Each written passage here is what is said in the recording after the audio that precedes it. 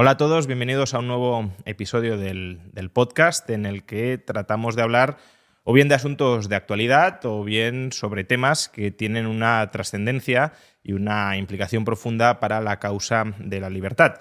Y hoy justamente vamos a hablar sobre este segundo tipo de temáticas, asuntos que pueden afectar de una manera muy considerable a la evolución de los grados de libertad de los que gozamos los ciudadanos en el largo plazo. Me estoy refiriendo a un asunto que a lo mejor no es muy conocido, pero sí es relevante y cada vez lo será más, que es la compra, la adquisición de derechos de ciudadanía entre Estados. Y para hablar sobre este asunto hemos traído a dos personas destacadas dentro de una compañía que se dedica justamente a facilitar que las personas particulares puedan comprar, puedan acceder a estos derechos de ciudadanía. Me estoy refiriendo a CitizenX y tenemos aquí a Alex Recouso, CEO de CitizenX, y a Ignacio Pérez, CEO de CitizenX. Bienvenidos. Muchas gracias, Juan. Muchas gracias. Antes de empezar, o lo primero que os pregunto, también para que se ubique la audiencia, es ¿qué es CitizenX? CitizenX es la primera plataforma del mundo para adquirir ciudadanías. Nuestra tesis principal es que la ciudadanía es un activo, e igual que las personas invierten en propiedades, en acciones de empresas, en criptomonedas, también deberían poder invertir de una manera fácil y sencilla y segura, sobre todo, en ciudadanía. ¿Pero qué significa invertir en ciudadanía? Es decir, por volverlo tangible, ¿no? Porque, claro, mucha gente tiene la ciudadanía española, nos estará viendo, la ciudadanía argentina o lo que sea, y claro, eso de comprar o invertir en una ciudadanía, ¿qué implicaciones tiene?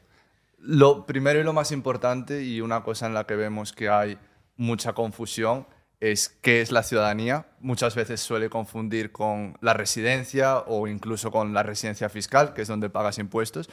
Básicamente la ciudadanía es el vínculo más grande que puede haber entre un individuo y un Estado. Es como un matrimonio. Un matrimonio. Casi. Es como un matrimonio entre el individuo y el Estado. En este caso un poco forzado. En este caso, a veces forzado, a veces sí. no forzado. Y en la parte de no forzado, que es cuando un individuo decide casarse con otro Estado, no el que tiene asignado por nacimiento, que es el forzado, hay diferentes vías para adquirir esa ciudadanía. Pues la más común suele ser por naturalización, que es que tú te vayas a vivir a otro país y después de una serie de años y de requisitos te concedan la ciudadanía y te naturalices. Después hay por matrimonio con otra persona que tiene la ciudadanía. Hay por excepción, que es que el monarca de turno, el presidente, decida otorgarte la ciudadanía. Y después está por inversión, que es que haya una ley clara que te permita hacer una contribución económica al país y que eso te conceda la ciudadanía. ¿Y qué ventajas tiene ser ciudadano de otro país? Es decir, ¿por qué alguien puede estar interesado en comprar o en adquirir este derecho de ciudadanía? La principal ventaja, sobre todo para una persona que pueda tener una ciudadanía no tan buena como puede ser una europea o americana, es la movilidad internacional, como puede ser, ¿no? Entonces, hay muchas personas que en vez de haber nacido en Madrid, han nacido en Afganistán o ni siquiera, o simple y llanamente en Venezuela, y que su ciudadanía no le permite moverse o incluso operar en muchos otros sitios, ¿no? O sea, para nosotros es extremadamente normal que si tenemos una cita la semana que viene en París o queremos ir a Estados Unidos, es simplemente meterse en una página online, pagar el vuelo y ya está, ¿no? Para muchas personas esa realidad lamentablemente no es así. O abrir una cuenta de banco o montar una empresa, ¿no? Entonces, sin embargo, esta es solo la primera parte, ¿no? Porque una persona que tiene una ciudadanía americana o una ciudadanía europea puede decir, bueno, yo esas ventajas ya las tengo, ¿no? ¿De qué me puede servir tener otras si yo ya en gran medida tengo todas esas ventajas, ¿no? Entonces, la segunda es la opcionalidad, ¿no? No tanto el hecho de aumentar tus perspectivas globales, sino el hecho de protegerte ante riesgos propios de la ciudadanía o del país o el Estado bajo el que tienes esa unión, ¿no? Ese vínculo, que puede ser renunciable o incluso irrenunciable. Hay países que ni siquiera reconocen que puedas renunciar a ese vínculo, ¿no? Entonces, ¿qué tipo de riesgos? Y es probablemente lo que vamos a hablar en el día de hoy. Pues hay muchos que están unidos a la fiscalidad del país, ¿no? Hay países como, por ejemplo, Estados Unidos, en el cual si tú eres americano vas a tener que tributar al IRS, a la Hacienda americana, toda tu vida, independientemente de dónde residas, lo cual pues, puede ser positivo, ¿no? Pero probablemente el hecho de tener que reportar globalmente no es algo positivo. Y luego hay otros riesgos que pueden ser más políticos o sobre todo a nivel de futuro, que están mucho más ligados al hecho de que si tú eres ciudadano de un determinado país y ese país empieza a ser sancionado, tiene consecuencias negativas con otros países, pues automáticamente tú eres parte de ese equipo, ¿no? Entonces, el hecho de tener varias oportunidades, el hecho de tener varias opciones, es algo que sobre todo personas con grandes patrimonios ven esa opcionalidad en un seguro, en una... Sí, a veces se dice, ¿no?, que un gran patrimonio tiene que tener parte de su patrimonio invertido en oro por lo que pueda pasar, ¿no? Pues esto sería algo parecido, ¿no? Invertir en ciudadanía por lo que pueda pasar, porque, bueno, tú hablabas de sanciones, pero también entiendo, no sé, imaginemos que la Unión Europea se convierte en un monstruo muy totalitario, mucho más totalitario de lo que es ahora. Si te quieres marchar, si quieres escapar, necesitarás alguna vía de escape con más o menos plenos derechos, y eso sería la ciudadanía de otros estados. Sí. O un caso mucho más tangible, que ahora mismo habrá gente que a lo mejor hace 5 o 10 años le parece absolutamente imposible, pero España es parte de la OTAN, ¿no? Y si en Rusia decidiese mañana atacar Polonia, que es parte de la OTAN también, o no te digo ya Marruecos, Ceuta y Melilla, ¿no? España además tiene uno de los, creo que top 3 menores inversiones en militares de toda la OTAN. Si España se quedase sin recursos profesionales para poder cubrir o apoyar a Polonia o cualquier otra guerra, existe el derecho por parte del Estado español de reclamar a ciudadanos civiles españoles masculinos de 19 a 25 años para que vayan a filas, ¿no? Y uno puede decir, bueno, pues cojo y me voy a otro país o tal. Bueno, el Estado puede incluso llegar a quitarte tu pasaporte en remoto precisamente para evitar que esto ocurra, ¿no? Y es algo que, por ejemplo, yo digo, ahora mismo habrá gente que nos oirá y pensará que es una cosa como muy distópica, pero ha ocurrido este mismo año con ucranianos, ¿no? Que ucranianos viven fuera de Ucrania y de repente de un día para otro Ucrania dice que no se les va a renovar el pasaporte y se quedan en una situación totalmente apátrida, ¿no? Pues... Y hablas de hasta 25 años, pero bueno, la ley podría extenderlo hasta los 35, 45 o 55, como ya sucedió, por ejemplo, en la Segunda Guerra Mundial, Inglaterra, etcétera. Es decir, que es un riesgo que te llamen a filas y te lleven al matadero, que es muy cierto, y si no cuentas con otro derecho de ciudadanía, pues te pueden retirar el pasaporte. Esto lo dice mucho el profesor Bastos, ¿no? Que los pasaportes no son como títulos habilitantes para viajar, sino que más bien son derechos o privilegios que tiene el Estado de impedirte viajar, porque si te quita el pasaporte ya no puedes salir del país, ¿no?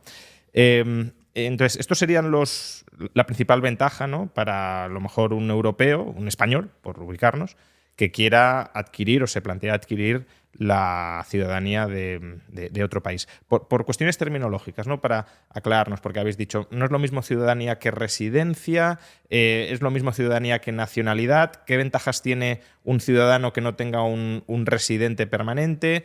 Hay otras ventajas, no sé, también has dicho, no es lo mismo la residencia fiscal, pero ¿hay ventajas fiscales por ser ciudadano de otro país? ¿Tiene desventajas, a lo mejor?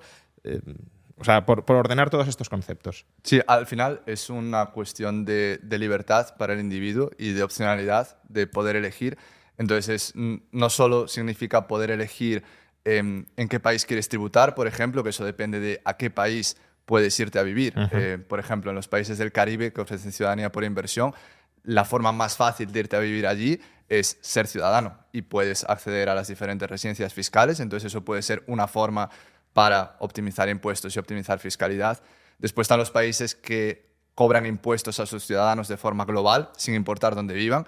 Entonces, en ese caso es la opcionalidad de poder renunciar a ese pasaporte que tienes, que te cobra impuestos en todo el mundo. Comprando otro, claro. Exacto, teniendo otro. Realmente lo importante aquí es pasar de 1 a 2 y después ya es un tema más de qué beneficios concretos me da en cuestiones como la que estábamos hablando de libertad de movimientos, libertad de acceso a diferentes servicios o beneficios muy, muy concretos. Y después, en cuanto a la diferencia entre ciudadanía y nacionalidad, Ignacio siempre pone un ejemplo muy bueno. El ejemplo más claro es el de Uruguay.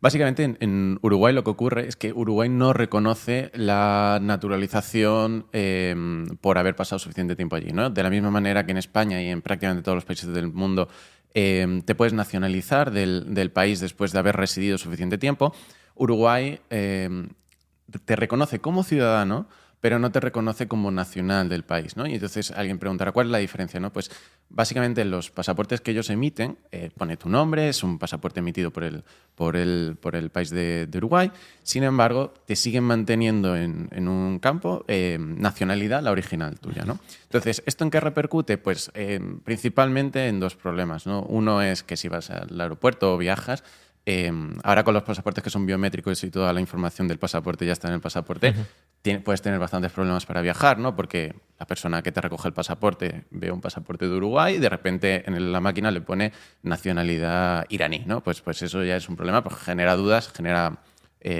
problemas. Y el otro es, pues, cosas tan sencillas, pues, como ya digo, estar en el país, abrir un banco, o sea, una cuenta de banco o operar en el día a día, ¿no? De hecho, esto es una cosa que ocurre, ya digo que yo sepa, pero probablemente solamente en Uruguay, y que ya existe todo un movimiento de personas que a raíz de este problema están haciendo para intentar solventarlo.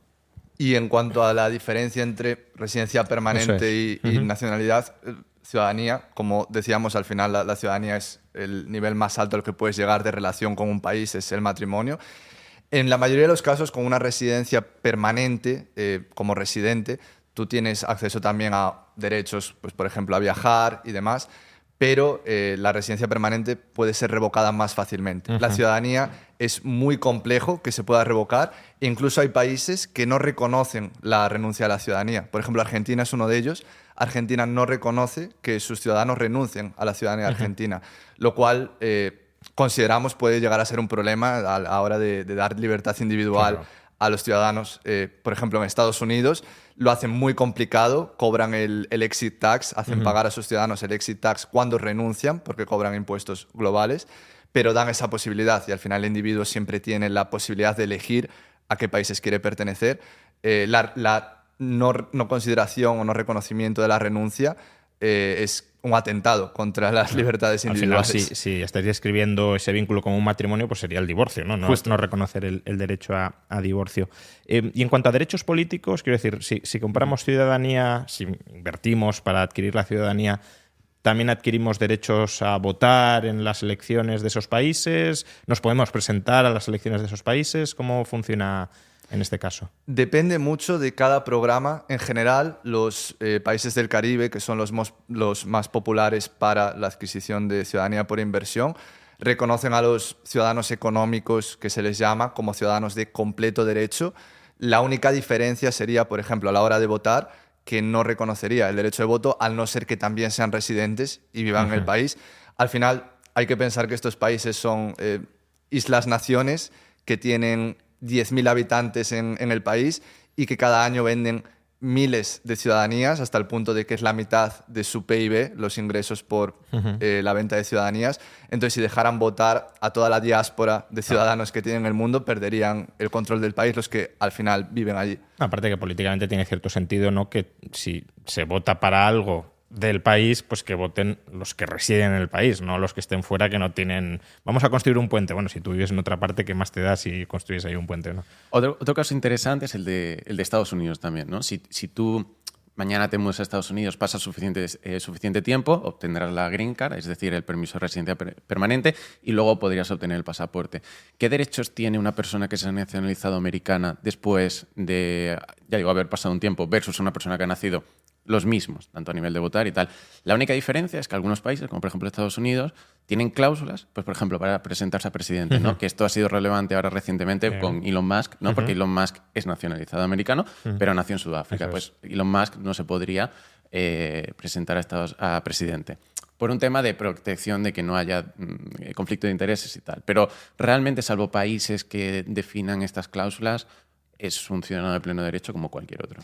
Luego, hay países que prohíben tener más de una nacionalidad. Ese es el caso de España. Quiero decir, un español que nos esté escuchando y diga, oye, pues a lo mejor a mí me interesaría invertir en la ciudadanía de otro país, lo puede hacer, puede tener 2 nacionalidades, puede tener 3, 4, 20. España es un caso muy interesante porque España solo reconoce la doble ciudadanía con un grupo limitado de países, Portugal, Andorra, países de Latinoamérica, pero cualquier ciudadano español nacido en España, por el hecho de ser natural español, tiene derecho a la ciudadanía española.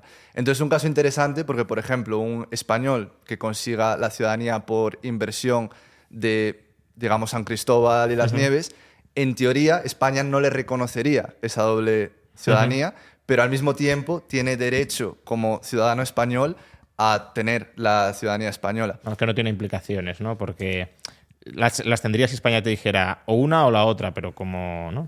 También es importante dos puntualizaciones que, como bien comenta Alex, no es lo mismo que no reconozca a que tenga prohibido la doble nacionalidad. Una cosa es simplemente que digan, oye, pues tú puedes decir que tienes esta nacionalidad, pero yo te voy a tratar exactamente como si no la tuvieras, porque para mí esto no existe. Y la otra es cómo de exigentes son a la hora de perseguir esas dobles nacionalidades, ¿no? Porque, por ejemplo, España no es un país que vaya a perseguir a nadie por tener una doble nacionalidad que no sea del listado que hemos dicho. A no ser que sea una persecución por otros motivos. Por otros motivos políticos. Claro. Sí, tipo Rusia, por ejemplo. Pero por temas familiares conozco gente que tiene la doble nacionalidad con Alemania y con Reino Unido y no les pasa absolutamente nada. Sin embargo, hay otros países, como por ejemplo Singapur, que sí que tiene prohibido el hecho de tener una doble nacionalidad y en caso de que te quieras nacionalizar, te puedes nacionalizar sin problema, pero tienes que renunciar a tu nacionalidad original. Y en caso como lo de Singapur o incluso Kuwait, también, o sea, ahí sí que persiguen y buscan o luchan contra que sus ciudadanos sean única y exclusivamente suyos. Aterricemos un poco con ejemplos más, ya habéis puesto islas del Caribe, etcétera, pero si uno entra en vuestra página web encontrará un listado de diversos países donde puedes adquirir la ciudadanía a través de inversión. Comentadnos algunos de estos casos y qué piden, qué ofrecen, porque, bueno, más o menos la idea general yo creo que queda clara, pero al final imagino que mucha gente dirá, bueno, esto sigue siendo muy abstracto. Al final, ¿qué nacionalidades yo podría comprar, entre comillas? Al final, nosotros trabajamos solo con países que ofrecen ciudadanía por inversión y que tienen una legislación sólida para hacerlo. Como decíamos, hay muchas formas de adquirir ciudadanía. También hay ciudadanía por excepción. Por ejemplo, es el caso de Emiratos Árabes Unidos, en el que a gente como Pavel Durov, el fundador de Telegram, por mover su empresa a Emiratos, contribuir mucho al país, deciden otorgarle excepcionalmente la ciudadanía. Nosotros nos centramos en países que tienen una legislación clara en cuanto a la inversión o contribución económica y los requisitos que se necesitan. Entonces trabajamos con los países que ya tienen esta legislación de forma existente. Los más populares tradicionalmente han sido los países del Caribe, que hay 5, San Cristóbal y las Nieves, Antigua y Barbuda, Grenada, Dominica y Santa Lucía. Después está también en el Pacífico Sur Vanuatu y Nauru, que acaba de lanzar recientemente el programa. En Europa está Malta, que ofrece ciudadanía por inversión. También está Portugal, que ofrece un visado dorado, que es de cierta forma muy parecido a ofrecer ciudadanía directa por inversión, porque al final lo que tienen en común todos estos programas es que el ciudadano hace una contribución económica y con muy pocos requisitos de presencia física o sin presencia física, sin pisar el país, consigue la ciudadanía. Entonces podemos hablar después también de los visados dorados y cómo Portugal es prácticamente un programa de venta de pasaportes. Y después hay más programas, pero que son más nicho. Por ejemplo, bueno, Turquía es bastante grande, pero otros programas nicho serían Egipto, Jordania, Sierra Leona, Camboya, por ejemplo. Pero son programas que al final no hace prácticamente nadie, que existen y a mí personalmente me alegra que existan. Ahora mismo es el momento en la historia que más países ofrecen ciudadanía por inversión. Y digo que me alegra porque me parece un movimiento muy interesante por el que los países se pueden financiar directamente de sus ciudadanos, monetizando un activo real que tiene el país, que es la ciudadanía. Y es un poco la tesis del individuo soberano, en el que los países proveen servicios y cobran por esos servicios, en vez de cobrar discrecionalmente lo que les apetezca, sino que te están cobrando por un servicio con un precio, que es el pasaporte, la ciudadanía, y tú estimas si quieres comprar ese servicio o no. A nivel de qué puede ser más interesante para un español del listado que ha dicho Alex, hay principalmente 3 o 4 players que pueden ser como más interesantes, ¿no? El primero y el que suele ser el más de entrada es Vanuatu, que es una isla en el Pacífico no muy bien conectada, que tiene el pasaporte a día de hoy, el programa más rápido de todos. Más o menos en 1 o 2 meses podrías obtener la nacionalidad. Una due diligence bastante sencilla o rápida comparado con otros países. Y el precio más económico, que es $130.000 para una persona. Por eso os quería preguntar Sí. también, ¿no? ¿En qué cantidades nos estamos moviendo? ¿no? Entonces, son cantidades altas, ¿no? Entonces, por ejemplo, para Vanuatu, una sola persona sería $130.000. Si fuesen más personas, pues aumentaría, no linealmente, pero una familia de 4 puede ser 150, 180. Hablo siempre en dólares. Entonces, Vanuatu es interesante porque es rápido, es asequible. El contrapunto o la desventaja es que eso no es un pasaporte tan fuerte como otros. Entonces, es una muy buena opción como plan B, pasaporte B, para tener ahí sin renunciar al principal, ¿no? El principal producto, los principales países que más venden son los del Caribe, Cristóbal y Nieves, Antigua y Barbuda, Grenada, Santa Lucía, que son más o menos parecidos entre ellos. Suelen empezar alrededor de $250.000, más o menos, para una persona, aunque ya digo, hasta familia de 4 el precio se mantiene bastante estable. Y tiene un pasaporte mucho mejor que el de Vanuatu. Permite el acceso a la zona Schengen, a Europa sin visado, lo cual es una gran ventaja, y a prácticamente todos los países occidentales, salvo Estados Unidos, que suele ser el más restrictivo de todos, ¿no? ¿Cuál es la diferencia con Vanuatu? Un lado, el precio, es prácticamente el doble, y a su vez el proceso es mucho más largo y tedioso. Requiere muchísima más documentación y suele tardar desde que uno empieza hasta que termina en torno al año, más o menos. Más o menos. Luego también está Turquía, que es interesante porque en vez de aceptar una donación directa al gobierno, la manera en la que funciona es una inversión en real estate, ¿no? Entonces, hay personas que, por lo que sea, el mercado inmobiliario le puede interesar mucho y entonces dice, pues mira, hago una inversión en el mercado inmobiliario de Turquía, que en los últimos años es verdad que ha crecido mucho, y después del periodo de inversión no solamente obtengo un retorno, sino que además obtengo la nacionalidad turca.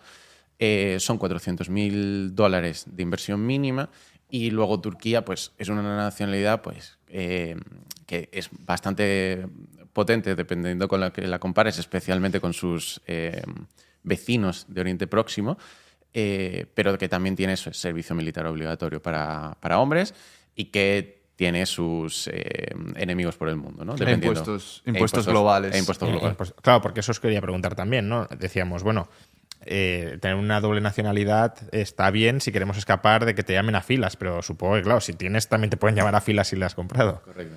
¿Es renunciable la de Turquía o...? Son todas renunciables y en general, salvo el caso de Turquía, suelen ser países bastante neutros. El Caribe es un país muy neutro, no tienen ejército, Vanuatu es un país muy neutro. Turquía es un poco más particular. Si estás en España, que te vengan a buscar. De hecho, Turquía es el único país geopolíticamente relevante que ofrece este tipo de programas.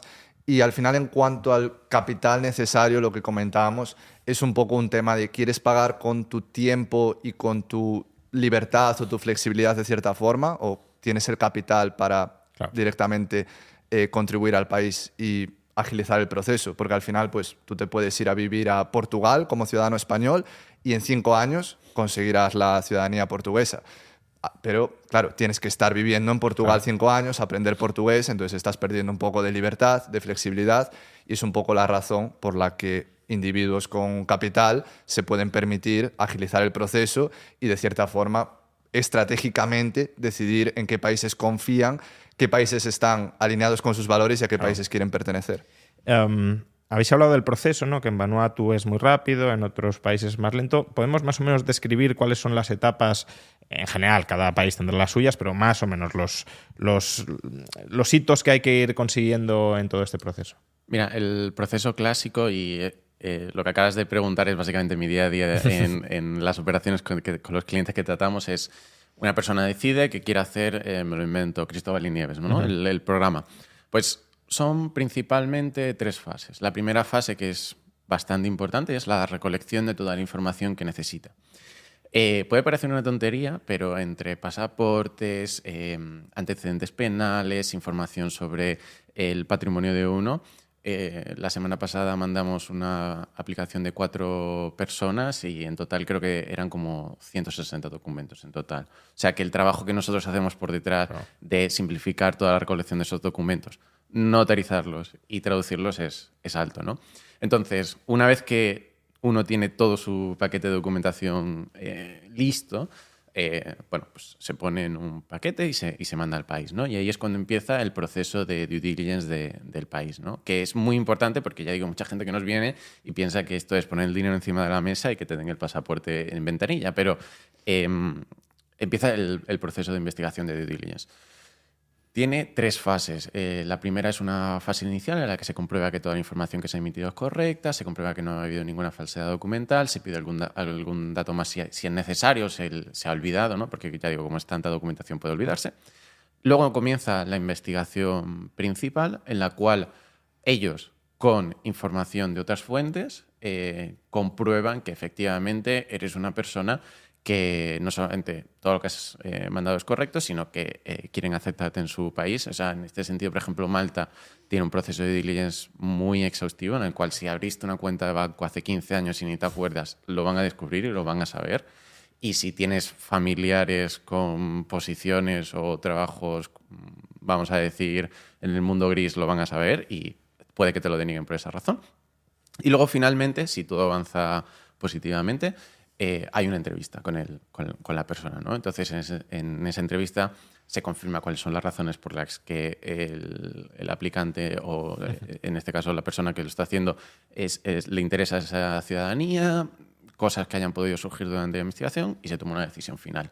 En caso de que sea positiva, es entonces cuando se realiza la contribución fuerte, porque un tema importante es que si tienes que invertir, ya digo, $250.000 o $300.000 no se hace en el día 1 a ciegas, sino que lo que se hace es se paga una pequeña parte, que es la parte correspondiente de la investigación, y luego si te aprueban, pues haces el donativo grande. Y ya está, y una vez que estás aprobado, pasan 2-3 semanas, se emite el pasaporte, lo mandamos. Esa entrevista es online, entiendo. Correcto, es online. No es necesario para prácticamente ningún país visitar físicamente el país. Aquí hay también una cosa muy interesante que a veces pues decimos inversión, a veces donación, porque al final lo que se contempla en estos programas y lo que piden los países son contribuciones económicas. Entonces hay algunos países que simplemente aceptan donaciones a fondos del gobierno que se dedican a desarrollar infraestructura del país. Después hay otros que contemplan también inversiones inmobiliarias, que no nos suelen gustar mucho porque, por ejemplo, en el Caribe, todas las propiedades que se aceptan como parte del programa para conseguir la ciudadanía son propiedades aprobadas por el gobierno. Entonces, como te puedes imaginar, ese mercado está inflado y estás pagando un coste que realmente está oculto, que es el de la propiedad aprobada por el gobierno versus el libre mercado. Una cosa es eso y otra cosa es que después, si quieres vender esa propiedad para recuperar tu inversión, primero tienes que encontrar a alguien que te la quiera comprar a ese precio, que va a ser otra persona que quiera conseguir la ciudadanía, y dependes de cierta forma, tiene una estructura un poco piramidal, y es por lo que nosotros no recomendamos y no ofrecemos las inversiones inmobiliarias, porque consideramos que no son lo mejor y realmente lo más transparente es simplemente la donación. Y después otro tipo de inversiones que son claras, por ejemplo, inversiones en bonos del Estado, como tiene, por ejemplo, Santa Lucía, que tú compras bono del Estado, lo aguantas durante una serie de años y eso te consigue la ciudadanía. Te consigue la ciudadanía realmente y después tienes que aguantarlo durante una serie de años. Y lo que decía Ignacio también es interesante en el tema de la due diligence o de la investigación que se realiza a las personas, porque muchas veces se piensa que ¿por qué alguien querría un pasaporte? ¿Es esa persona un criminal que tiene que esconder? Realmente es todo lo contrario, porque las personas que obtienen este tipo de ciudadanía por inversión, el proceso de investigación que se les realiza es increíble. Y ahí también es un poco donde entramos nosotros en hacer ese proceso que se sienta un poco más como hacer otro tipo de inversión, igual que tú cuando inviertes en acciones o compras criptomonedas en una plataforma, te realizan una investigación, no tan exhaustiva, pero te realizan una investigación para evitar el fraude, el lavado de dinero y demás. Y es donde nosotros entramos, que este proceso se sienta más como una inversión financiera a través de una plataforma y no tanto como un proceso burocrático, migratorio, que es bastante cansino.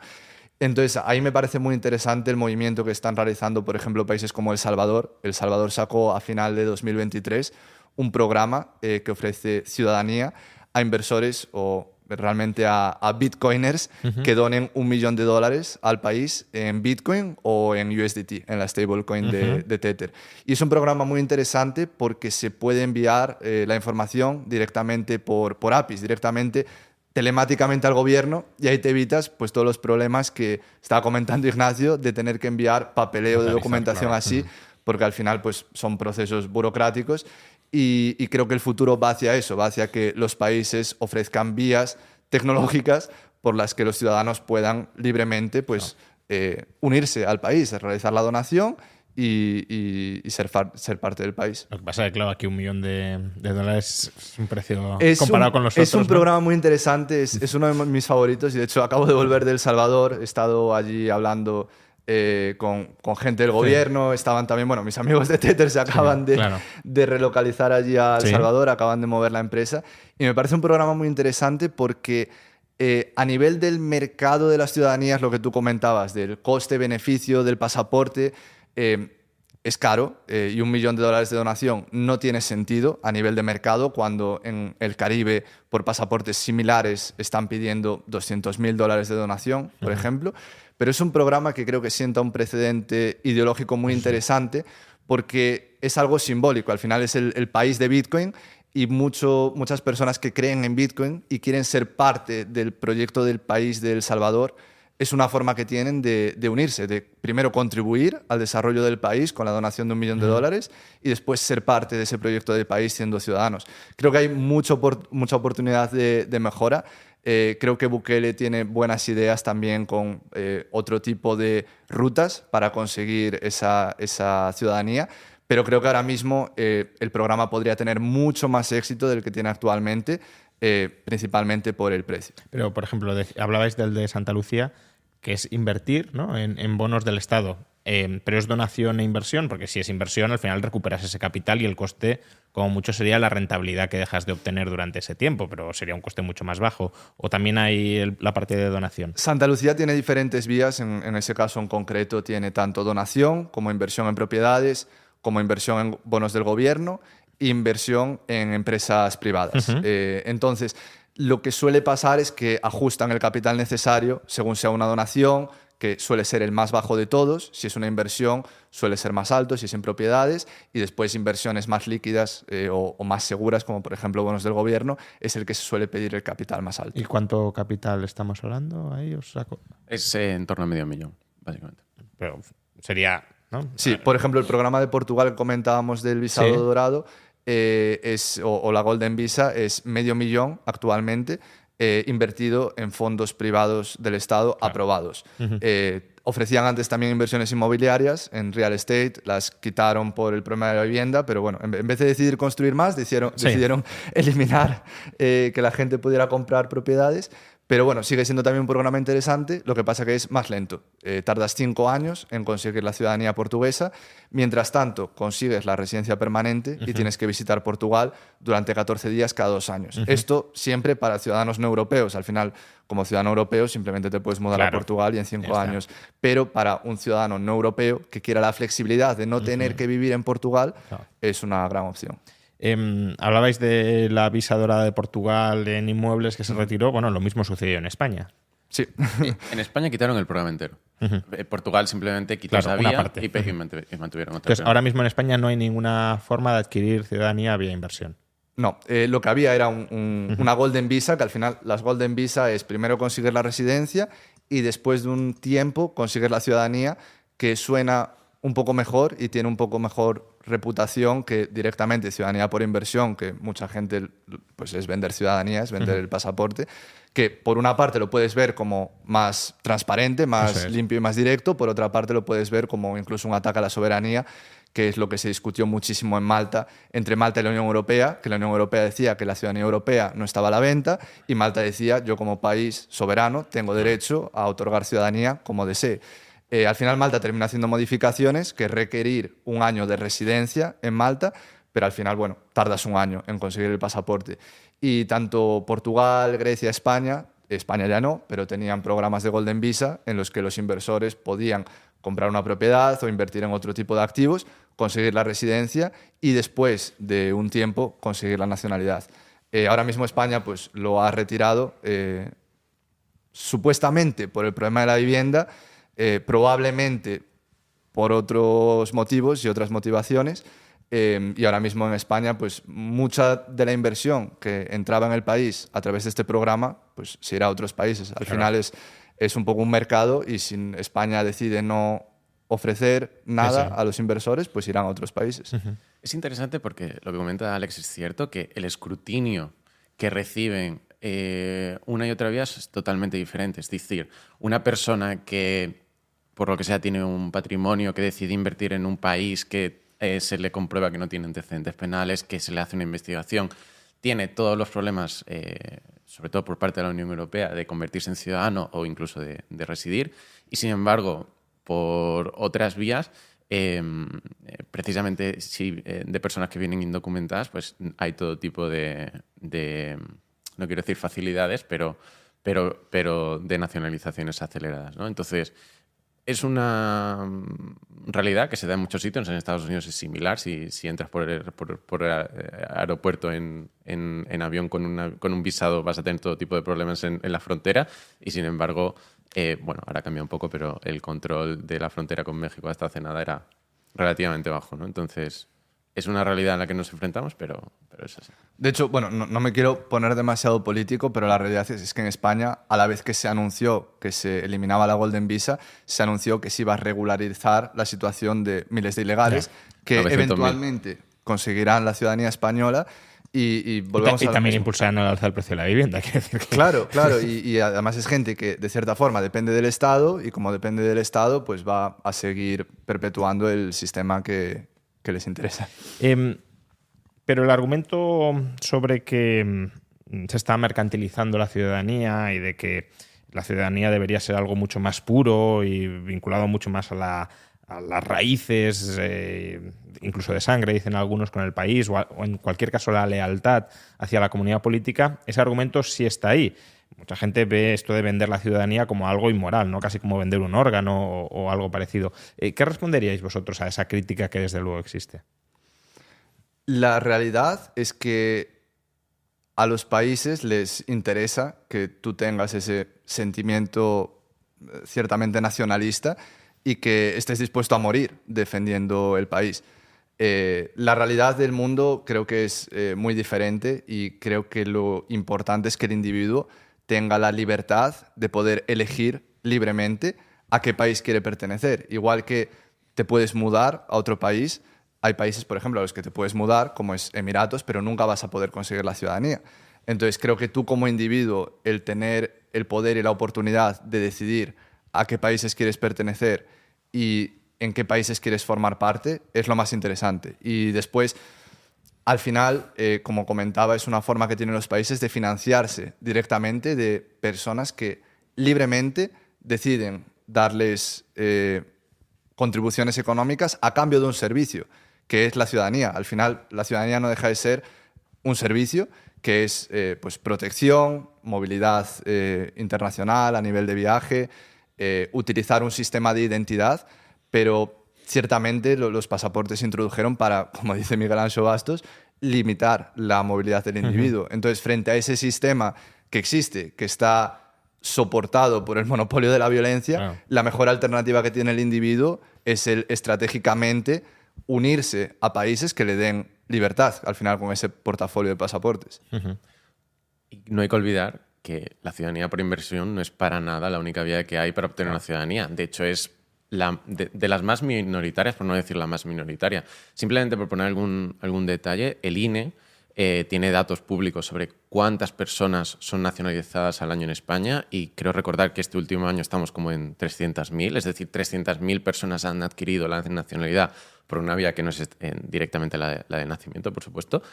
Y más allá que el número va precisamente en aumento, no hay cifras públicas sobre el número de personas que la obtuvieron a través de la Golden Visa o a través de la vivienda, pero estaban más o menos entre 5.000 o 10.000. Es decir, que en el mejor de los casos... Eso a lo largo de 12 o 13 años. Correcto. Bueno, no, más bien al año. Pero, al año, perdón. Tanto los 300.000 como los 5.000 más o menos son al año. Entonces estamos hablando de que no llega ni a un 10%, Ya, un 5%, sí. ¿no? Entonces, convertir en eso el problema de la ciudadanía en comparación con las otras múltiples vías que existen es cuanto menos de difícil explicación. Ujú.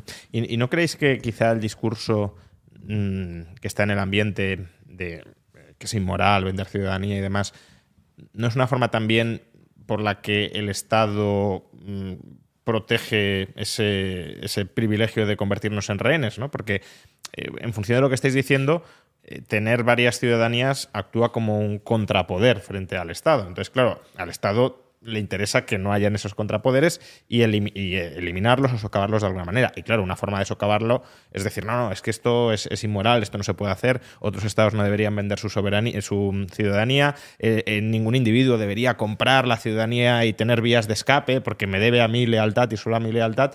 Es decir, ¿de qué maneras creéis que tener doble ciudadanía limita el poder del Estado? ¿Qué no puede hacer el Estado si muchos individuos van teniendo esa opción de marcharse? Pues no puede hacer nada que el individuo no esté dispuesto a hacer. Si tú solo tienes un pasaporte y una ciudadanía y tu país te dice que vayas a la guerra, pues no te va a quedar otra que ir a la guerra. No tienes la posibilidad de renunciar porque también tienes otro país. Esto se vio, por ejemplo, durante la época de la pandemia, en la que si tu país te dice que no puedes viajar, no puedes viajar, pero hay otro país que dice que sí, sus ciudadanos sí que pueden viajar, entonces los que tenían doble ciudadanía, pues no, yo soy ciudadano de este país y este país me deja viajar, sin tener que llegar a la necesidad de renunciar a tu otra ciudadanía. Pero como dices, al final es un contrapeso, porque hay, frente al poder del Estado hay dos alternativas: o no tener ciudadanía, que no es algo deseable por muchas razones, o tener varias ciudadanías de países en los que puedas confiar. Y creo que hay una tendencia muy clara de lo que yo llamo el mundo que asciende y el mundo que desciende. Europa ahora mismo, por desgracia, es el mundo que desciende y lo que está intentando es mantener rehenes y mantener dentro del país a los ciudadanos productivos para seguir cobrándoles impuestos, para seguir controlándolos. Por ejemplo, en Reino Unido con el Think Before You Post, para que la gente no publique en redes sociales lo que realmente piensa y no haya libertad de discurso. Y después tienes el mundo que asciende, pues países como El Salvador, países como Argentina, que cada vez van mejor y lo que intentan es atraer a personas que quieran contribuir al país, ya sea por métodos, pues ciudadanía por inversión, con contribuciones directas, y después formar parte de un país en el que confías y en el que estás alineado a nivel de valores. Entonces creo que es dos mundos opuestos, el intentar retener contra la voluntad de los ciudadanos versus el intentar atraer y ofrecer servicios para que la gente quiera ser ciudadano de tu país.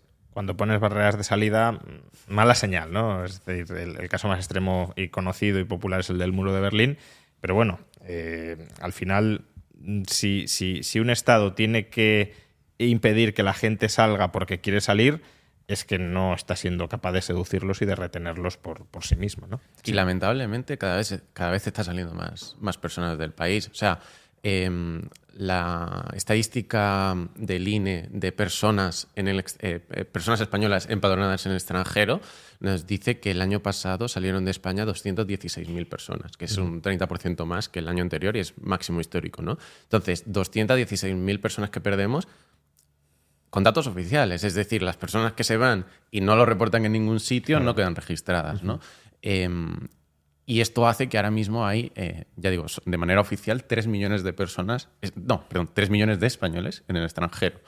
Entonces, que un 6-7% de nuestra población esté directamente en el extranjero y que vaya cada vez a más, pues te denota el tipo de problema en que nos enfrentamos, ¿no? O sea, al final, en economía siempre nos gusta mucho hablar de la curva de Laffer y como si aumentas demasiado los impuestos vas a terminar recaudando menos, pero realmente si aumentas muchísimo los impuestos y pones un muro a la salida o cierras la salida, es básicamente a la solución a la que se está intentando llegar desde Europa, ¿no? O sea, tenemos cada día un Estado más grande con una estructura social que cuesta más dinero, lo puedo resolver en parte imprimiendo dinero, lo puedo resolver en parte estrujando al máximo a los contribuyentes existentes, ¿no? ¿Que se me van? Pues le pongo un exit tax, les pongo una fiscalidad por ciudadanía global y evito que se me vayan de ninguna manera. Eso es lo que os quería preguntar ahora, ¿no? Porque, a ver, si tener más de una ciudadanía constituye un contrapoder frente al Estado, el Estado no quiere tener contrapoderes, los quiere eliminar, una forma puede ser fomentar esa moralidad que decía, que está mal visto que alguien tenga 2 nacionalidades o que otros estados la vendan, pero bueno, también tendrá otras herramientas, ¿no? Ignacio comentaba pues el exit tax, la tributación universal. ¿Prevéis que los estados van a, sobre todo los que descienden, no los que ascienden, como decía Alex, los que descienden y no quieren salir del pozo, ¿prevéis que van a ir multiplicando esos muros o esas restricciones? No sé, por ejemplo, prohibiendo y persiguiendo ya más activamente, no simplemente no reconociendo, sino persiguiendo la doble nacionalidad y forzando a que o escoges una o escoges la otra, más exit tax, más tributación universal. ¿Esas vías creéis que van a prosperar? ¿Qué otras vías teméis que pueden establecerse? Es muy interesante porque es como el ejemplo de la olla con la rana, que van subiendo la temperatura. Entonces, lo primero que pueden hacer, como decía Ignacio, es, pues, oye, la gente con grandes patrimonios se va del país, vamos a poner un exit tax, que es, por ejemplo, el ejemplo de Noruega, en el que subieron el impuesto a la riqueza y muchos patrimonios decidieron irse a Suiza. El ejemplo de España, que por primera vez pierde grandes capitales y capitales que pagan el impuesto a la riqueza, no solo porque cada vez vaya siendo más bajo y cada vez la inflación vaya siendo mayor, por lo que cada vez más gente es considerada rica, pero simplemente pues la gente ya no viene tanto a España, a los grandes capitales, o en Reino Unido, que el éxodo de grandes patrimonios es solo segundo después de China. O sea, los grandes patrimonios en el mundo que se van de los países, se van primero de China y después, a nivel volumen, de Reino Unido. Y es muy interesante esto, sacamos una herramienta, el Capital Exodus, en el que enseñamos los capitales totales a raíz de esta migración de grandes patrimonios, de qué países se van y a qué países van. Y puedes ver como países autoritarios que maltratan a sus ciudadanos y que intentan hacer que no se vayan, son los que más pierden. Son China, Rusia, incluso empezamos a ver países europeos como Reino Unido o como Francia, y los países que más ganan son países que tienen políticas de libertad, países del mundo que asciende, Estados Unidos, por ejemplo, pero es muy interesante porque microestados como Emiratos Árabes Unidos o Singapur, a nivel volumen total, incluso compiten con Estados Unidos, que siendo países mucho más pequeños, es increíble verlos ahí. Entonces, lo que decía, es el ejemplo de subir la temperatura. Entonces, la primera medida obvia es levantar un muro de Berlín financiero y decir, exit tax, si te quieres ir, pagas impuestos, y pagas impuestos sobre las ganancias de capital no realizadas, por lo que si no tienes liquidez no te puedes ir. Y después medidas más restrictivas aún, como por ejemplo imposición global, que es algo que no solo hacen Estados Unidos y Eritrea, sino que hay más países que lo tienen, por ejemplo Hungría, por ejemplo Myanmar, y hay países que tienen zonas grises, pero ya estamos viendo en Europa que es algo que se discute. Por ejemplo, en Francia ya se está comentando impuestos globales. ¿Por qué? Porque toda la gente que se va y que deja de tributar en Francia, que un exit tax no es suficiente para retenerlos, porque dicen, bueno, a largo plazo es que me compensa irme. Entonces, al final, cuando en el país ya no queda más gente productiva, un poco lo que pasó en Argentina, ¿qué te queda? Pues en Europa, si consiguen tener ese poder suficiente como tiene Estados Unidos para decir, le voy a cobrar impuestos globales a todos los ciudadanos, porque es insolidario que se hayan ido del país, porque nacieron aquí y tuvieron servicios aquí, entonces que sigan pagando aquí, aunque no vivan, aunque no tengan ningún interés en el país. Y en España es algo que podemos ver, por ejemplo, que se diga, oye, los youtubers se van a Andorra, aunque no llegan a España, son ciudadanos españoles, tienen que tributar en España. De hecho, durante algunos ejercicios tienen que hacerlo, aunque se vayan. Justo, es lo que decía de reglas grises, zonas grises. Pero al final es lo que comentamos, subir la temperatura, primero exit tax, después impuestos globales y después lo más extremo, pues países totalitarios como comentaba Ignacio, pues Kuwait o incluso Irán, que directamente prohíben el tener múltiples ciudadanías, que en ese punto ya, como individuo, seguramente no te interesa ser ciudadano. Pero prohíben porque te obligan a renunciar a ella, o te dicen, no, tienes que mantener esta y no puedes tener otra. Porque claro, que te digan, escoge, bueno, no es de mi agrado ni mucho menos, pero al menos te dan la libertad de elegir. Pero si ya te dicen directamente, no, tú has nacido aquí, por tanto has de mantener tu ciudadanía aquí y te prohibimos que adquieras otra. Existen los dos modelos y lo que preguntas es muy interesante porque tú dices, si yo nazco en Argentina y soy argentino y me quiero nacionalizar en Singapur, por ejemplo, Singapur no me deja tener una segunda nacionalidad. Y sin embargo, Argentina no me deja renunciar a la mía. Por lo tanto, estoy en una disyuntiva un poco complicada, ¿no? Entonces, en esos casos particulares, a día de hoy, como se resuelve a día de hoy, que no sabremos en el futuro cómo evolucionará, es que Singapur te acepta con tal de que en ningún caso hagas uso de ningún tipo de ventaja de tu nacionalidad original. Es decir, Argentina dice que sigues siendo argentino, pero mientras no toques un pasaporte argentino y no hagas uso de esa nacionalidad, pues Singapur dice, pues ok. ¿Qué ocurrirá cuando se dé el caso en un país que no puedas renunciar y además tenga pues una imposición global? Pues que probablemente no podrás renunciar a ese efecto y probablemente Singapur dirá, pues lamentablemente no te puedes nacionalizar y ya está. Estamos hablando de cómo los estados, los que decías que descienden, van a ir poniendo más barreras para impedir estos contrapoderes o estas limitaciones a su poder que ahora existen. Pero bueno, los que ascienden o los que tienen una visión más abierta del mundo, ¿prevéis que cada vez haya más estados, que el número de estados que ofrezcan ciudadanía por inversión siga aumentando? ¿Cuáles creéis que serían especialmente prometedores, que no lo están haciendo ahora y que podrían hacerlo y que si lo hicieran sería un auténtico boom? Sí, definitivamente creo que más estados lo van a ofrecer. Como te digo, ahora mismo es el momento de la historia en el que más países ofrecen ciudadanía por inversión, ciudadanía directa, a cambio de contribuciones económicas.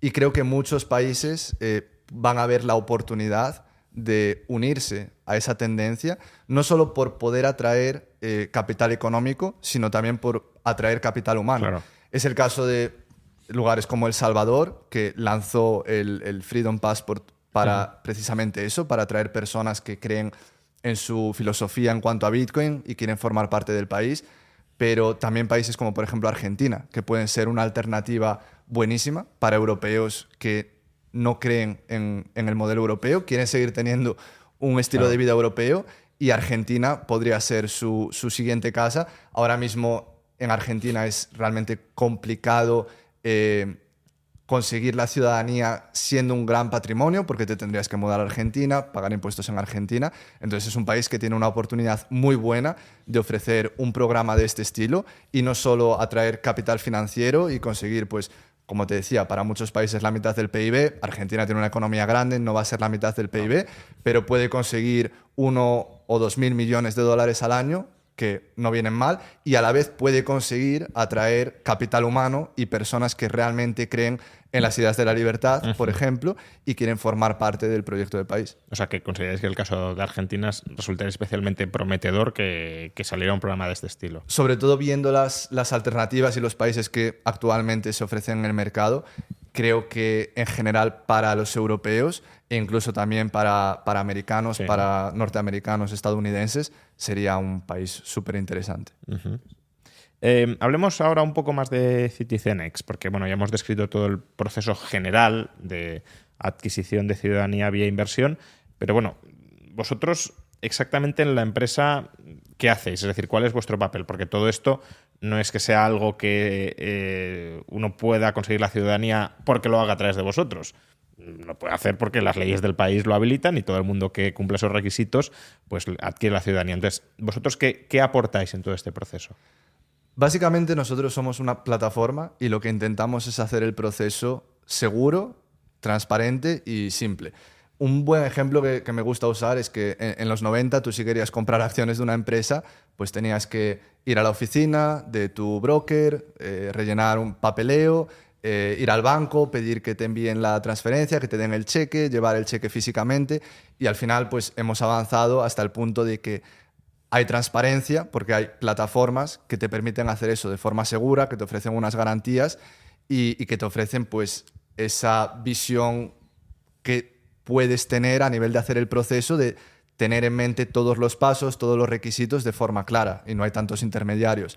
Entonces lo que nosotros intentamos es conectar directamente a la persona con el país y que puedan hacer el proceso sobre una plataforma segura, porque al final, como decía Ignacio, la cantidad de información que se da para estos programas es increíble. Das toda tu información, desde certificados de nacimiento, antecedentes penales, cuentas bancarias, fuentes de riqueza, das toda tu información. Entonces, que toda esa información pase por intermediarios, por consultores que no utilizan herramientas seguras, o por simplemente el papeleo y la naturaleza del proceso, lo hace un proceso que puede poner en riesgo la información de los inversores y de los solicitantes. Y en ese sentido vosotros... Justo, nosotros tenemos una plataforma segura, por eso estamos en Suiza, todos los servidores están en Suiza, está protegido por las leyes de privacidad suizas, e intentamos hacerlo lo más transparente a nivel proceso, que tú sepas exactamente cuánto te cuesta conectándote directamente con el país y que además toda tu información siempre esté segura. Entonces, si os preguntara en qué os diferenciáis de una consultora legal que os asesore y os guíe en todo este proceso, sería en gran medida esta seguridad en el tratamiento de los datos que un despacho de abogados quizá no tenga, ¿no? Y sencillez operacional. O sea, al final, si tú lo haces con un despacho de abogados al uso, te dirán, fenomenal, pagas una pequeña cantidad al inicio y te dirán, aquí tienes el listado de documentos que tienes que hacer, estos requieren una apostilla, estos requieren una autorización, estos requieren un test médico y buena suerte. Entonces tú los recoges, tú te buscas en internet cómo conseguir una apostilla sobre un documento de un pasaporte español, rellenas los formularios, probablemente mal porque son bastante complejos, y luego pues lo mandas de la mejor manera que puedes por Gmail, vas yendo y viniendo, ¿no? Nosotros intentamos hacer todo lo posible porque la plataforma no solamente sea segura, como ha hecho mucho énfasis Alex, sino que también sea lo más sencilla posible para que tengas que dar la misma cantidad de información, pero que de tu parte el requerimiento de trabajo sea el mínimo posible, ¿no? Porque no es divertido rellenar 9 veces tu información en 9 sitios distintos. Nosotros lo automatizamos para que ocurra una sola vez. Tú me das tu nombre una sola vez y yo ya lo relleno los 9 sitios. Y todo el tema de notarizaciones, de traducciones, todo eso nos encargamos nosotros de hacerlo por ti en la medida en la que es posible, ¿no? O sea, podemos conseguirte a lo mejor una apostilla con un notario de nuestra red de notarios, pero a lo mejor en el país en el que vives, los antecedentes penales es un documento que tú solamente puedes pedir de manera individual. Pues te guiamos cómo se tiene que hacer y ya está. Además es muy interesante porque no es incompatible y me refiero a una solución con la otra. Nosotros nos centramos en la parte de ejecución, igual que si tú pues, quieres comprar acciones de Apple, pues vas a la plataforma y compras acciones de Apple, pero trabajamos con muchos asesores, con muchos consultores, tanto a nivel fiscal como wealth managers, y si hay alguno viendo el podcast me encantaría trabajar con ellos, porque lo que es la parte de realizar la asesoría y conocer al cliente, nosotros lo hacemos desde la parte de la ciudadanía, pero ellos también tienen una visión completa de lo que es la vida del cliente, las finanzas del cliente, y son los que le pueden ayudar a tomar la decisión con toda la información. Nosotros nos encargamos de que desde la plataforma tengas toda la información de la forma más transparente posible para que puedas tomar la decisión, pero hay gente que prefiere trabajar con su asesor y es ese asesor el que precisamente le puede ayudar a tomar decisiones, y nosotros nos encanta trabajar con ellos porque también hacen nuestra vida más fácil, porque son pues otro servicio extra de apoyo que pueden dar al cliente. Y lo que comentaba Ignacio, pues al final nosotros nos encargamos del proceso y de lo que es la ejecución y conectamos directamente a la persona con el país. Y pues lo que te digo, es muy interesante porque ahora mismo nos centramos en lo que es la parte de ciudadanía a cambio de contribuciones económicas, pero también trabajamos activamente con países para desarrollar ofertas. Al final los países pueden ofrecer ciudadanías, pueden ofrecer residencias, incorporaciones de empresas, tienen muchos activos que ofrecer, y nuestra idea es que seamos esa forma de conectar a los países con los ciudadanos que están demandando opciones de los países. Que también asesoráis a gobiernos o administraciones públicas de otros países para el desarrollo de programas de este estilo. En el momento, sobre todo, como nos enfocamos 100% en ciudadanía por inversión, les asesoramos en ese ámbito. En muchos casos son cosas tan simples como, oye, creemos que si aceptarais firmas digitales el programa sería más eficiente, podríais tener más demanda y demás. En otros casos, de otros países, pues es simplemente oye, creemos que hay una oportunidad muy buena para vosotros de lanzar un programa, atraer capital, atraer inversores, y teniendo en cuenta la demanda, creemos que si lo hacéis de esta forma, además de forma eficiente, intentando reducir el peso del Estado, que es muy importante, podríais realizar un programa muy bueno. ¿Y también os encargáis de canalizar los fondos hacia esas inversiones o eso lo hace cada individuo directamente con el Estado? Lo digo porque, no sé, el caso de El Salvador, $1 millón. Claro, uno podría decir, si vosotros canalizáis los fondos, ¿cómo sé que sois de fiar, si os doy a vosotros $1 millón, de que eso termine llegando donde tiene que llegar? ¿Ahí cómo funciona el proceso? Sí, en la mayoría de los casos, por no decirte en todos, lo que es la contribución económica va directamente del solicitante al gobierno. O sea, vosotros no veis ese dinero. Entonces, en el caso de El Salvador, por ejemplo, que se puede hacer en Bitcoin o en USDT, simplemente se envía directamente al gobierno. En la mayoría de países del Caribe, que es una donación, pues la donación va desde la cuenta de banco del solicitante a la cuenta de banco del gobierno y después eso al final es un fondo del gobierno sobre el que nosotros no tenemos ningún tipo de... ¿Y vosotros cómo obtenéis los ingresos en CitizenX? Es decir, el cliente que os paga, cuánto os paga. Nosotros cobramos un porcentaje siempre plano sobre el total del coste del proceso. El programa, el porcentaje varía entre el 5 y el 10%, según también el coste del programa. Para los programas que requieren menos capital será un 10, para los programas que requieren más pues será hasta un 5. Pero lo que intentamos es que en el día cero, antes de empezar el programa, sabe el solicitante que con ese fee, con nuestro servicio, puede conseguir el pasaporte, puede conseguir la ciudadanía y está todo incluido desde el primer día hasta el día que recibe la ¿Hay ciudadanía. algún riesgo habrá, ¿no? Por ejemplo, si uno tiene antecedentes penales y no os lo ha comunicado, pues ahí se le denegará. Entonces, ¿ahí cómo funciona? Porque habrá mucha gente que a lo mejor diga, hombre, yo creo que lo tengo todo en regla, pero a ver si luego me encuentran algo que no era consciente, como lo que comentaba antes Ignacio, de una cuenta bancaria que abrí en algún momento remoto y no me acuerdo. Ahí le reembolsáis parte de la comisión, ¿no? No sé, en esa casuística que, bueno, es problemas operativos que pueden darse, ¿cómo funcionáis? Nunca nos han rechazado a nadie porque hacemos una diligencia interna antes de aceptar clientes. Entonces nos aseguramos, pedimos información y nos aseguramos de que esa persona tiene las probabilidades mayores de ser aceptado. Después, pues hay casos en los que el país dice, oye, envíame también información sobre esta cosa que no está clara, pero al final, quitando los casos flagrantes de pues, tener antecedentes penales graves, al final, por tener una cuenta bancaria, no te van a dejar de aceptar. Arregla, ¿no? Mientras tú seas una persona lícita, que cumple la ley, que has obtenido tu capital de forma lícita, el programa te va a aceptar. Y además son muy claros con los casos y las situaciones en las que no te van a aceptar, lo suficiente como para que, lo que comentábamos, alguien que realmente no es lícito, directamente no aplique porque sabe que va a perder el dinero. Y nosotros somos los primeros interesados en no tratar con estas personas porque al final va a ser solamente atrasar el problema, ¿no? Claro. Yo te acepto, te cobro, empezamos a trabajar, recogemos toda la información, la mandamos y sorpresa, después de 9 meses, después de todo el trabajo que hemos puesto, pues ahora te han rechazado. Es una situación muy incómoda no solamente para el cliente, sino también para nosotros porque no sale ganando nadie. Entonces somos los primeros que nos interesa cortar por lo sano lo antes posible. Incluso de cara a esas administraciones públicas y empezáis a llevar a gente que no... Claro, claro. ¿Cuál es vuestro perfil? ¿No? Estamos hablando de clientes que no os los han rechazado nunca, etcétera. ¿Cuál es el perfil típico de clientes? ¿Son muy grandes patrimonios? ¿Son patrimonios altos, medios altos? ¿Son europeos? ¿Son extraeuropeos? Sí, yo creo que lo más interesante en ese sentido es a nivel de nacionalidad, porque a nivel de patrimonio, pues depende de cuánto les duela el conseguir un nuevo pasaporte. Si les duele más porque literalmente no pueden viajar, como puede ser pues, un ciudadano chino, por ejemplo, que no tiene otro tipo de libertades, es un problema que le duele mucho y, por tanto, está dispuesto a pagar un porcentaje más grande de su patrimonio para solucionarlo.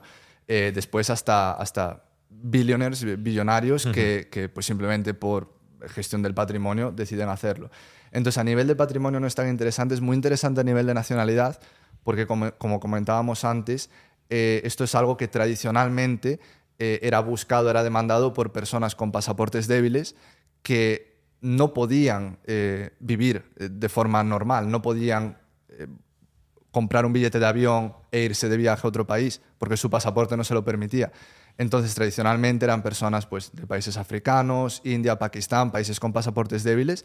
Nosotros estamos muy enfocados en el mercado estadounidense y en el mercado europeo, que está creciendo cada vez más. Y esto me parece muy interesante. En el mercado de gente que quiere otras nacionalidades, no de son venta de nacionalidades. Estadounidenses y europeos en su mayor parte, porque bueno, los estadounidenses siempre tienen esa gestión del riesgo, les gustan los seguros. Sí. Entonces esto para ellos es un seguro. Y sobre todo en Estados Unidos sí que es algo que tradicionalmente ha sido un poco más popular que en Europa, simplemente por los impuestos globales, porque los estadounidenses saben que los impuestos que pagan dependen de una sola agencia del gobierno, que si decide subirlos no se pueden simplemente ir a vivir a otro país como puede un europeo.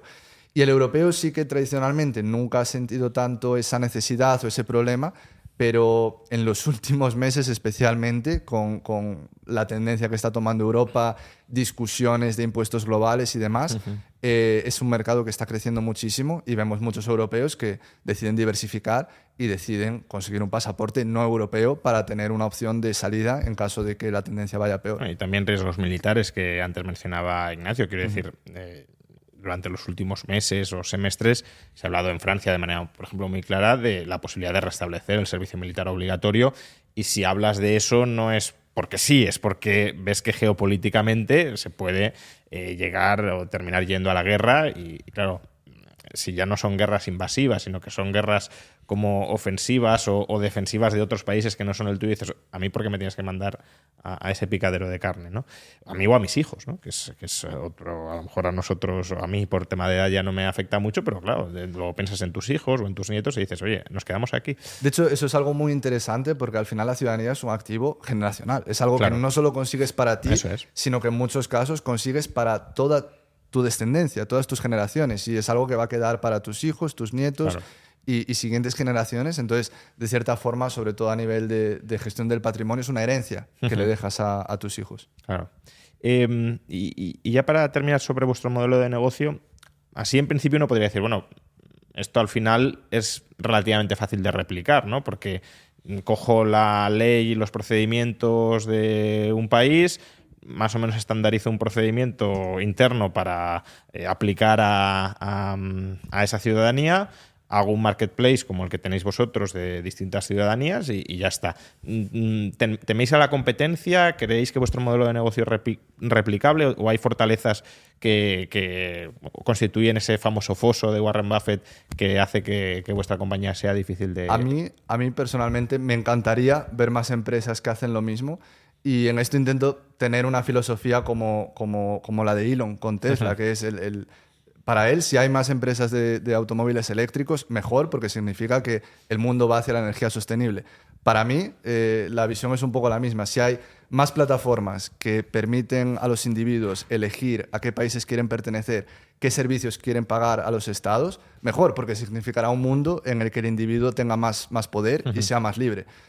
Dicho esto, creo que no es fácil y es la razón también por la que nosotros, por ejemplo, pues levantamos 2 millones de financiación de Tim Draper, que financió a SpaceX, Tesla, de Balaji Srinivasan, que fue CTO de Coinbase, porque es complicado, por una parte, a nivel estructural. Nosotros estamos incorporados en Suiza, tenemos pues, diferentes entidades legales, licencias, que es costoso de conseguir, y el diferente pues, entramado legal para poder hacerlo todo de la forma más segura y dar garantías tanto a los países como a los inversores.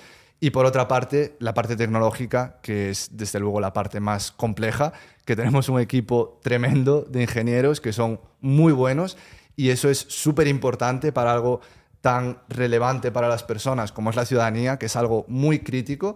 Es incluso más crítico que un banco, que una plataforma financiera, porque no solo estás hablando de tu dinero, sino que estás hablando de tu información personal, y no solo tu información personal, sino en muchos casos también la de tu familia, información de menores de edad, de niños. Entonces es lo más importante. No es que le quiera dar demasiada importancia porque me guste, porque sea lo que hacemos, sino porque realmente es que la ciudadanía es de los activos más importantes que tiene, si no el más importante.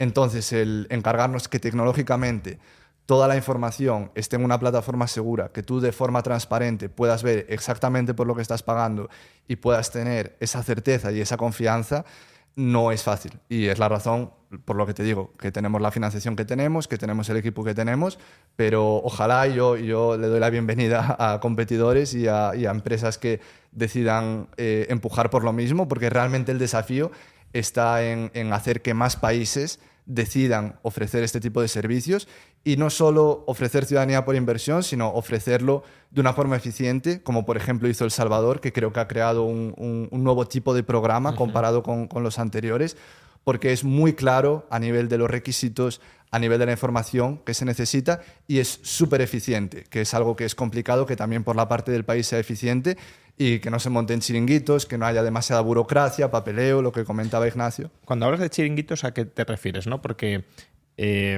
aunque esto es volver un poco a temas más desvinculados quizá de vuestro día a día, pero si un país tuviese que sacar un programa de derechos de ciudadanía por inversión, ¿qué le desaconsejaríais hacer? Es decir, ¿qué creéis, qué problemas puede haber si no se diseña bien? El modelo más común en la actualidad es el modelo que se implementó en 1984 en San Cristóbal y Nieves, que es un modelo que se implementó por consultores y por firmas de abogados, que es un modelo que prima y le da mucha importancia a la burocracia. Entonces, esto se vendió a los países como algo bueno, porque si haces mucho papeleo y haces mucha burocracia y contratas a muchas personas, va a ser muy seguro. Pero claro, el mundo en el que vivimos ahora es totalmente lo contrario, en el que si tú consigues hacer un programa eficiente en el que la información se envíe de forma telemática por APIs, que lo contrastes con bases de datos de agencias internacionales, todo de forma digital, permites que el proceso sea igual o más seguro sin necesitar tener contratados a decenas de personas en el gobierno.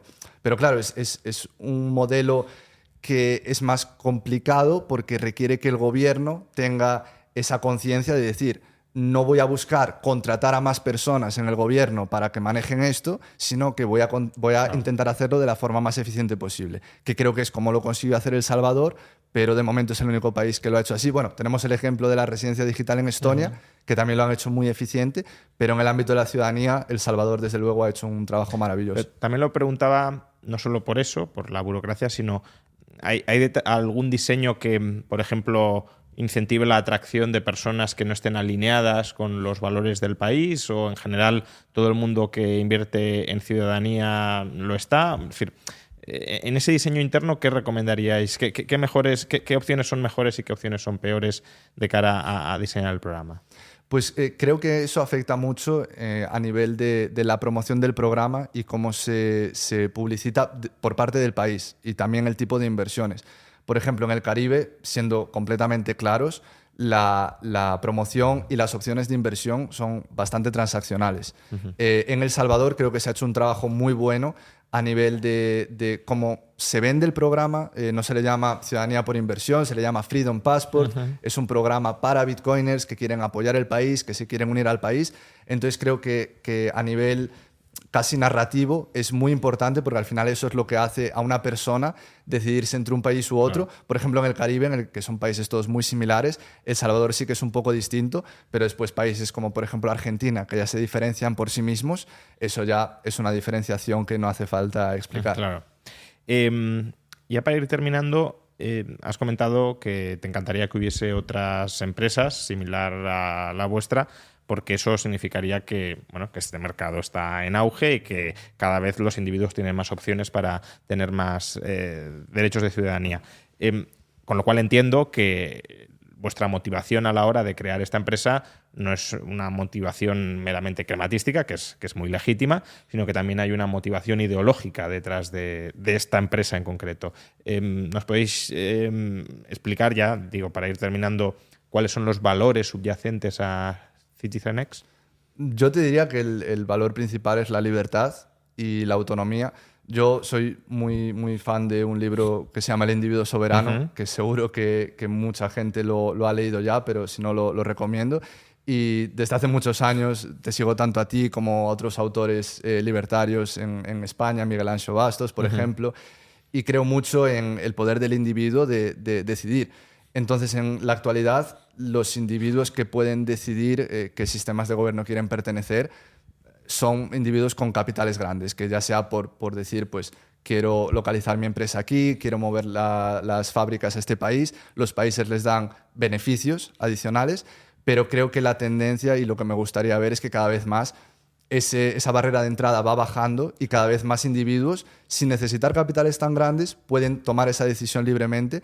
Entonces, por eso hemos decidido empezar con el mercado de las ciudadanías y la ciudadanía por inversión, porque es un mercado muy claro en el que los países te dan un servicio a cambio de una contribución económica, pero creo que a largo plazo esa visión del individuo soberano que puede decidir a qué países quiere pertenecer y que puede tomar libremente esas decisiones y alinearse con los países en los que realmente cree, creo que es el camino más claro a crear un mundo más próspero, con más libertad económica.